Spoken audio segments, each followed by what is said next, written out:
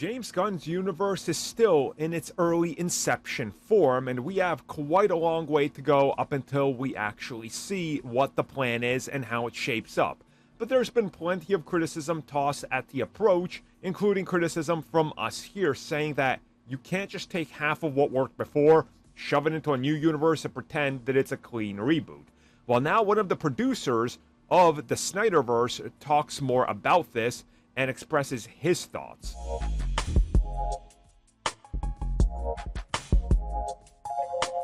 So this comes at us from Charles Rowan, who sat down with the Hollywood Reporter to talk about a lot of stuff, but there is some stuff here connected to him being the producer of the SnyderVerse and many of Zack Snyder's projects.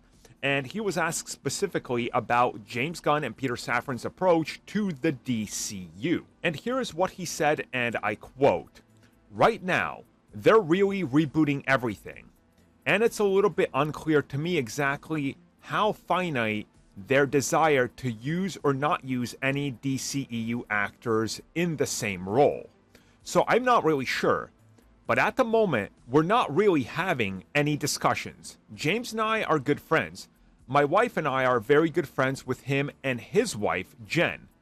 And so we see each other socially, but we've never really talked about any business." End quote. Okay, so he's saying exactly what we've been saying, what I've been literally trying to scream from the rooftops, and people are still somehow too dumb to understand what I'm trying to say. If half of your universe is all new actors and the other half is holdovers from the old one, and you're pretending that it carries on some of those storylines, like Amanda Waller and Peacemaker and who knows who else, you are contradicting the whole reboot status. If you tell us that we got a brand new Superman, but then Amanda Waller is referencing things related to Peacemaker, who also exists in the same universe as Henry Cavill's Superman, and he was right there at the end of Peacemaker, that doesn't work. You're literally contradicting it.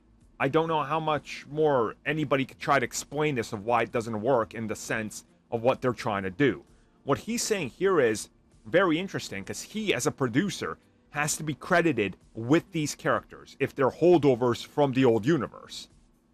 We all understand this. This is how it happens. So it's very interesting that he hasn't been talked to in any sort of business sense, and not even he understands what they're doing, which could mean that things are really up in the air and they don't even have an answer. And that's what it sounds like to me, that they're kind of just playing this by ear.